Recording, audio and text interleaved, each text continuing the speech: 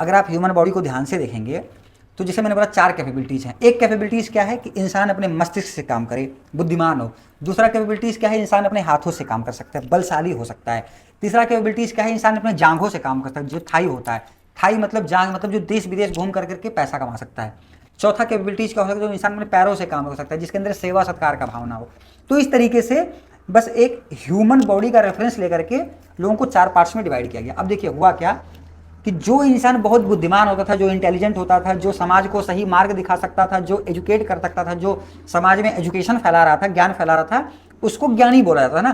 तो उसको फिर ब्राह्मण कैटेगरी में डाल दिया गया। मेरा मतलब ये है कि उसके नाम के आगे या पीछे ब्राह्मण का टाइटल लोग लगाने लगे। जैसे लेट्स से मान लो मैं विकास हूँ, अब मेरा नाम विकास है, लेकिन अगर मैं लोगों को एजुकेट कर रहा हूँ, मतलब ज्ञान दे रहा हूँ, तो लोग मुझे क्या बोलने लगे, विकास के साथ साथ विकास ब्राह्मण है। तो लोग मुझसे पूछते हैं भाई आप क्या करते हैं, तो मैं ब्राह्मण हूँ। तब लोगों को समझ में आता, अच्छा मतलब आपका काम है एजुकेशन देना। क्लियर है।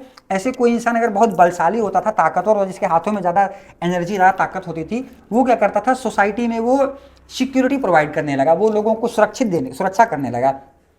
तो उसके नाम के आगे पीछे लोग टाइटल लगा दिए क्षत्रिय, यानी क्षत्रिय मतलब योद्धा, जो लड़ाकू हो, उसके नाम के आगे पीछे क्षत्रिय लगा दिया गया।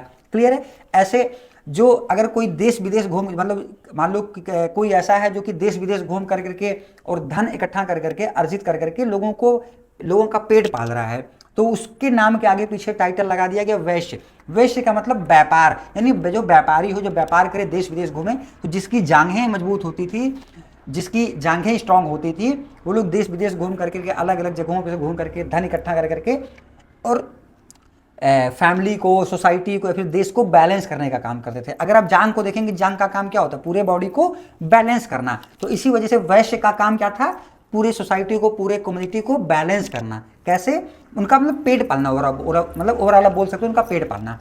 क्लियर है। तो इस वजह से वैश्य का उनको टाइटल दिया गया, वैश्य मतलब व्यापारी। और एक चौथा टाइटल दिया गया शूद्र का। शूद्र मतलब जिनके अंदर सेवा सत्कार का भावना है, जो पैरों से चल कर करके गरीब दुखियों का या फिर डिसेबल्ड पर्सन का जो सेवा सत्कार कर सके, उनको बोला गया शूद्र। शूद्र का मतलब जिसके अंदर सेवा का भावना हो, जो हेल्पिंग नेचर का हो। तो इस हिसाब से उनको जब ये देखा कि इंसान 4 तरीके का काम कर सकता है, तो उनको 4 कैटेगरी में डिवाइड कर दिया। मतलब ये सब कॉन्शियसली हुआ, इसको किसी ने बैठ के बनाया नहीं, बस लोगों ने ऐसे ही सब कॉन्शियसली हो गया, धीरे धीरे चीज़ें इंप्लीमेंट हो गई।